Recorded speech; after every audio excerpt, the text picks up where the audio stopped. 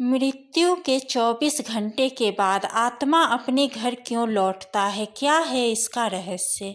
जय श्री कृष्णा। राधे राधे प्रिय दर्शकों, आप सभी का स्वागत है। मित्रों, गरुड़ पुराण में बताया गया है कि जब किसी की मृत्यु होती है तो उसकी आत्मा 24 घंटे बाद अपने घर दोबारा से आती है।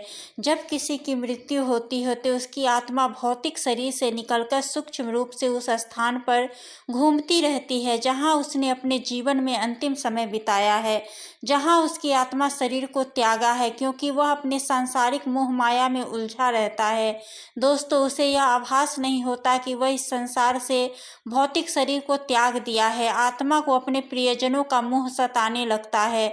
उसका परिजन उसके मन अपने ओर आकर्षित करता रहता है। दर्शकों, आत्मा फिर से अपने शरीर में प्रवेश करने की कोशिश करता है। उसे यह नहीं पता होता कि वह इस संसार को त्याग दिया है। उसे इस संसार को त्यागना बहुत कष्टदायक होता है। मित्रों, फिर यमदूत उसके कर्मों के हिसाब से उसकी आत्मा लेने आता है। आत्मा को 24 घंटे के अंदर यमराज के सामने ला दिया जाता है, जहां उसके कर्मों का लेखा जोखा चित्रगुप्त करते हैं। उसके कर्मों के अनुसार लेखा जोखा करने के बाद आत्मा को फिर से यमदूत 24 घंटे के बाद धरती पर छोड़ दिया जाता है, जहां उसके परिवारजन उसे बुलाता रहता है। यह यात्रा आत्मा के कर्मों के अनुसार बहुत ही कष्टदायक या प्रेरणादायक होता है। दोस्तों, गरुड़ पुराण जो हिंदू धर्म के 18 महापुराण में से एक है, इस पुराण में मनुष्य जन्म मरण से लेकर आत्मा से जुड़ी सारी बातों का विस्तृत रूप जानकारी दिया गया है। तो आइए मित्रों, शुरुआत करते हैं गरुड़ पुराण के उस ज्ञानवर्धक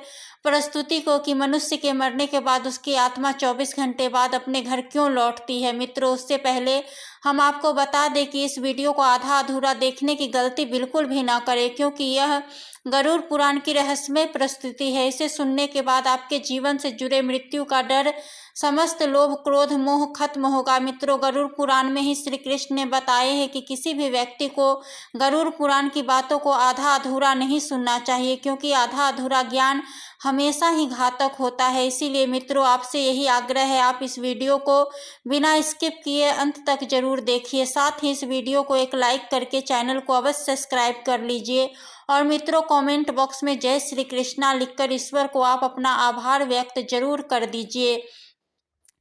इससे आपके जीवन में जुड़ी समस्त दुखों का अंत होगा और जीवन खुशहाल रहेगा। दोस्तों, गरुड़ पुराण में बताया गया है कि जब किसी की मृत्यु होती है तो उसके भौतिक शरीर से सूक्ष्म आत्मा निकलने के बाद 24 घंटे के अंदर फिर से वह अपने घर परिजनों के पास दोबारा से आती है, क्योंकि उस सूक्ष्म आत्मा को अपने परिवार और संसारिक मोह के बंधन में उलझा रहता है। वह आत्मा अपने परिवार के साथ 10 दिनों तक साथ ही भटकते रहता है।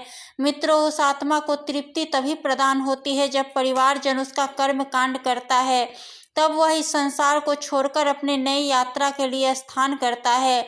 दोस्तों, गरुड़ पुराण हिंदू धर्म का एक ऐसा ग्रंथ है जो हमें जन्म मरण से लेकर के मृत्यु, अपने वर्तमान जीवन कैसे जिए, यह सभी चीजों के बारे में सिखाते हैं। आइए आज हम एक कथा के माध्यम से जानते हैं कि मृत्यु के 24 घंटे के बाद आत्मा अपने घर क्यों लौटती है।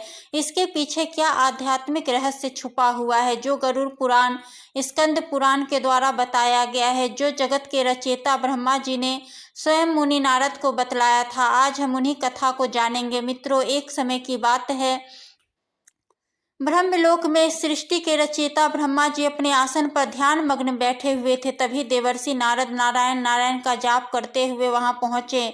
उन्होंने आदर पूर्वक प्रणाम करके बोले, हे ब्रह्मदेव, मेरे मन में एक प्रश्न है जो मेरे मन को बहुत ही व्याकुल कर रहा है। क्या आप मेरे प्रश्न का जवाब देंगे? हे प्रभु, हर जीव मनुष्य का जीवन से मृत्यु, आत्मा रचना करना या आत्मा का पूर्ण जन्म कराना सब आपके ही हाथों में है।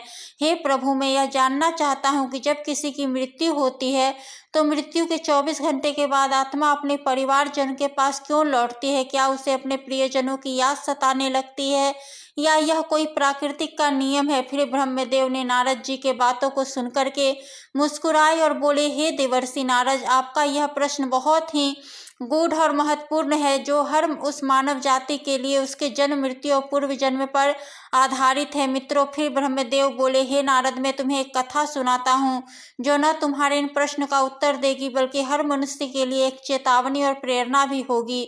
जो मनुष्य अपने मृत्यु के सत्यता को समझ नहीं पाता है, तुम इस कथा को पूरे ध्यान पूर्वक आखिरी तक सुनो। ब्रह्मदेव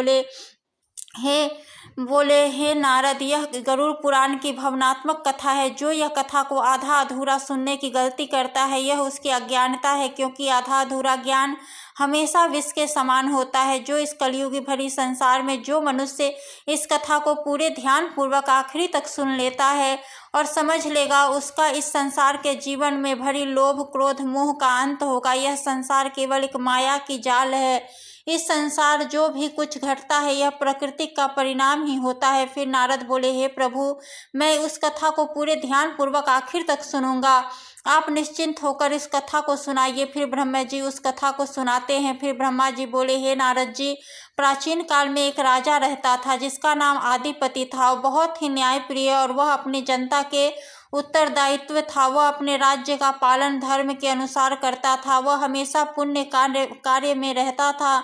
लेकिन एक दिन उसकी अचानक मृत्यु हो जाती है। राजा की मृत्यु से पूरे परिवार और राज्य की प्रजा यह सुनकर शोक में डूब जाती है। राजा की मृत्यु के तुरंत बाद उसकी आत्मा नश्वर शरीर को त्याग कर बाहर निकल जाती है। फिर ब्रह्मा जी बोले, हे नारद जी, जब किसी की मृत्यु होती है तो उसकी आत्मा शरीर को त्याग देती है, परंतु वह अपने भौतिक संसार के बंधनों से मुक्त नहीं हो पाती। वह अपने संसार मोह माया की जाल में उलझा ही रहता है। वह सांसारिक मोह माया के कारण अपने घर परिवार प्रियजनों के आसपास ही घूमती रहती है। राजा आदिपति मृत्यु के बाद उसकी आत्मा शरीर को तो छोड़ देती है, परंतु वह घर में सूक्ष्म रूप में हर वह दृश्य को देखता रहता है जो उसके परिवारजन उसके लिए करता है। आत्मा अपने परिवार को रोता चिल्लाता देखकर उसे रोकने की भी कोशिश करता है, परंतु उसकी बात कोई नहीं सुन पाता। राजा की आत्मा ने यह सोचा कि मेरे परिवार को यह क्यों नहीं समझ आ रहा है कि यह संसार अस्थायी है, यह संसार एक मोह माया का खेल है, मुझे इससे मुक्त होना होगा।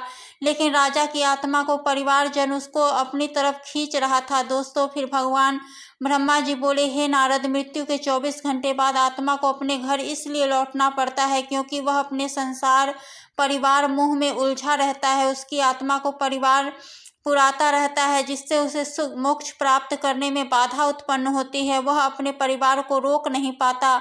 जब राजा की आत्मा मृत्यु के 24 घंटे बाद अपने परिवार के पास आता है तो यह देखता है कि उसके परिवार, उसकी पत्नी आंखों में आंसू से भरी है। उसने पत्नी बार बार कह रही है, हे स्वामी, आप हमें छोड़कर क्यों चले गए, हमारा क्या होगा। उसके पुत्र अपनी माँ को कहता है, माँ, पिताजी क्यों नहीं बोल रहे हैं, यह क्यों नहीं उठ रहे हैं, पिताजी हमें छोड़कर क्यों चले गए, क्या कभी नहीं आएंगे। राजा की यह आत्मा ने यह देखकर अत्यधिक भावुक हो जाती है। वह सोचता है कि काश हम इसे यह समझा पाते कि शरीर नश्वर है, यह संसार एक परिवर्तन का खेल है, यह आत्मा अमर है, यह एक शरीर को त्याग कर दूसरे शरीर में प्रवेश कर लेता है। मित्रों, फिर ब्रह्मा जी बोले, हे नारद, यह दृश्य आत्मा के लिए अत्यंत ही पीड़ादायक होता है। राजा की आत्मा ने यह सोचा कि क्या मैं इतना कमजोर था कि अपने परिवार को इस स्थिति में छोड़कर चला गया, क्या मेरे जाने से यह सब खत्म हो जाएगा। जब राजा की आत्मा मृत्यु के 24 घंटे बाद अपने घर में प्रवेश करता है तो वह अपने घर के हर एक जगह में घूमता है जहां उसने अपने बच्चों को खिलाता था, जहां उसने राज्य महल में राज्य सिंहासन पर बैठकर उसने प्रजा को न्याय कराता था। वह पल जहां वह अपने रानी बच्चों के साथ हर सुख दुख बिताता था, उसे वह हर एक वस्तु अपनी तरफ खींच रहा था। राजा की आत्मा ने बार बार कोशिश कर रहा था कि वह रानी और अपने पुत्र को अपनी उपस्थिति का आभास करा सके। उसने रानी के पास जाकर धीरे से कहा, हे प्रिय, मैं तुम्हारे पास हूँ, तुम्हारा यह विलाप मुझे कमजोर कर रहा है, मुझे इस संसार से मोक्ष पाने की कृपया करे। लेकिन उसकी आवाज़ रानी को सुनाई नहीं दे रहा था। उसने अपने पुत्र के सिर पर हाथ रखा और कहा, हे पुत्र, यह संसार एक यात्रा है, हम आत्मा को इसे छोड़कर आगे बढ़ना पड़ता है, तुम मेरे बिना भी मजबूत बन सकते हो। लेकिन उसके पुत्र उसकी आवाज़ नहीं सुन पा रहा था। फिर आत्मा ने निराश होकर के अपने परिवार की ओर देखा और कहा, क्या यह मेरा मुंह है जो मुझे संसार इच्छा में बांध रहा है, या उसके आंसू जो मुझे रोक रोकर पुकार रहा है? नारद अब समझ गया कि मृत्यु के 24 घंटे बाद आत्मा अपने घर क्यों लौटती है। फिर नारद ने भगवान ब्रह्मदेव को प्रणाम किया और तुरंत राजा के राज्य महल में जा पहुंचा, जहां उसके मृत शरीर था, जहां उसकी आत्मा घूम रही थी। नारद को वहां पहुंचने के बाद वातावरण पवित्र और शुद्ध हो गया। उन्होंने राजा की आत्मा को सूक्ष्म रूप में देखा और बोले, हे राजन, तुम्हारा मोह ही तुम्हारी सबसे बड़ी बाधा है, जो तुम्हें मोक्ष पाने में उत्पन्न कर रहा है। हे राजन, यह संसार एक कर्मों का चक्र है। तुम्हारा शरीर नश्वर संसार का हिस्सा नहीं है। तुम्हारी आत्मा को इस मोह को त्याग कर इससे आगे बढ़ना है, लेकिन तुम्हारे प्रियजन मोह माया तुम्हें अपने कर्मों से रोक रहा है। फिर नारद ने राजा के परिवार को समझाने के लिए अपनी वीणा उठाई और गरुड़ पुराण के श्लोक समझाने लगा। बोले, हे राजन, आत्मा अमर अजर है, यह जो मरता नहीं, इसका अंत होता है। यह मनुष्य के मृत्यु के बाद की आत्मा का एक यात्रा है, जिससे यह संसार में जन्म लिया है, उसे एक न एक दिन को छोड़कर सभी को जाना है। मृत्यु केवल एक नाटक है, यह आत्मा का मोक्ष पाने की प्रक्रिया है। रानी और राजा के पुत्र ने नारद की बातों को सुनकर शांत हुए। फिर नारद रानी से को समझाया, हे राजन, तुम्हारे शोक राजा की आत्मा को बाधित कर रहा है। यदि तुम सच में उनसे प्रेम करते हो तो उनको मोक्ष के लिए तुम भगवान की प्रार्थना करो। तुम्हारा यह मोह आत्मा को अपनी तरफ खींच रहा है, जहां उसे मोक्ष पाने में संकट का सामना करना पड़ सकता है।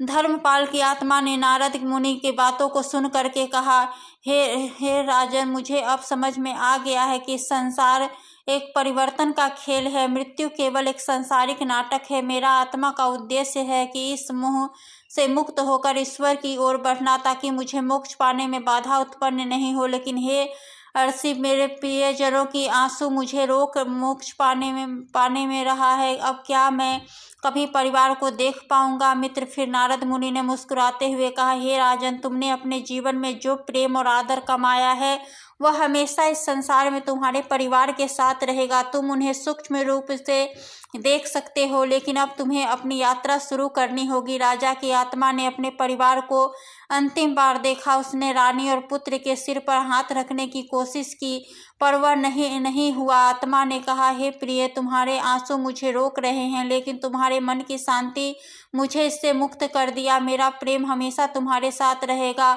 अब तुम मुझे विदाई करो। रानी ने रोते हुए कहा, हे स्वामी, मैं अब समझ चुकी हूँ कि यह संसार केवल एक अस्थायी पड़ाव है, यह एक परिवर्तन का चक्र है। मैं आपको रोकूंगी नहीं। मैंने आपके आत्मा की शांति के लिए ईश्वर से प्रार्थना करूंगी। फिर नारद बोले, हे आत्मा, अब तुम संसार और भौतिक मोह को त्याग कर तुम अपने मोक्ष की यात्रा के लिए प्रस्थान करो। यह शरीर संसार नश्वर अंग है। तुम अब अपने परिवार का मोह को त्याग करो। अब आत्मा नारद की बातों को सुनकर के कहा, हे ऋषिवर, मुझे आपकी बातों का ज्ञान प्राप्त हुआ है। अब हम यह संसार बंधन से मुक्त होकर अपने कर्मों का फल भोगने और मोक्ष प्राप्त करने के लिए आगे बढ़ूंगा। आप मुझे आशीर्वाद दो। मित्रों, अब नारद ने राजा के परिवार को समझाया कि राजन, आत्मा के मोक्ष पाने के लिए तुम्हें उसका कर्म कांड करना होगा, ताकि उससे मोक्ष प्राप्त हो सके, इसे इस प्रकार से मोक्ष की प्राप्ति हो सके। फिर नारद बोले, हे राजन, उसके शांति के लिए तुम्हें गरुड़ पुराण की पाठ करना होगा, पूजा अनुष्ठान करवाना होगा, पिंडदान और श्रद्धा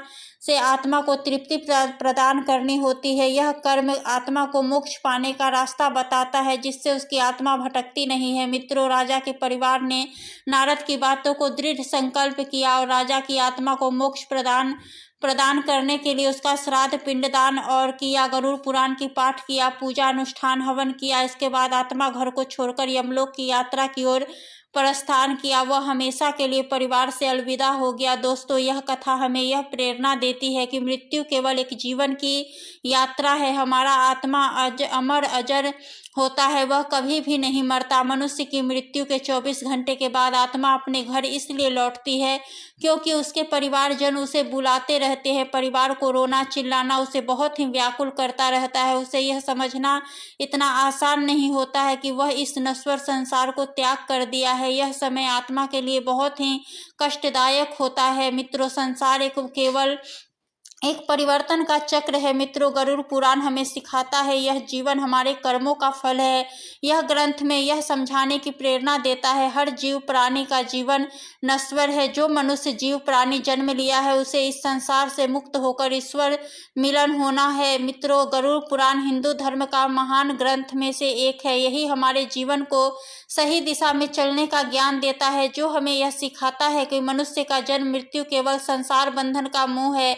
यह ग्रंथ न केवल जीवन और मृत्यु के रहस्यों के बारे में बताता है, बल्कि यह समझाता है कि मनुष्य अपने जीवन को किस प्रकार सही दिशा में ले जाकर जीवन को बेहतरीन बना सकता है। मित्रों, गरुड़ पुराण हिंदू धर्म का वह ग्रंथ है जो मनुष्य को जन्म मरण से लेकर वर्तमान जीवन कैसे जिए इन सभी चीजों के बारे में विस्तार से बतलाता है। दोस्तों, जीवन एक दुर्लभ अवसर है जिसे हम सही दिशा में ले जाकर आत्मा को मोक्ष की ओर अग्रसर कर सकते हैं। मनुष्य की मृत्यु के 24 घंटे बाद आत्मा अपने परिवार जन के इसलिए आती है क्योंकि वह अपने परिवार के साथ कुछ दिन सूक्ष्म होकर रह सके। जब आत्मा का 13वीं संस्कार होता है तो वह इस संसार को मुक्त होकर वह अपनी अंतिम यात्रा पर प्रस्थान करता है। धन्यवाद प्रिय दर्शकों। गरुड़ पुराण के द्वारा सभी बताए गए बातों को अवश्य ध्यान में रखें और सत्य की राह पर चले। यह संसार एक मोह माया की जाल है, इससे जीवन में होने वाली मुक्ति में बाधा उत्पन्न होता है। मित्रों, वीडियो अच्छी लगी हो तो एक लाइक जरूर कीजिएगा, चैनल को सब्सक्राइब करें और कमेंट बॉक्स में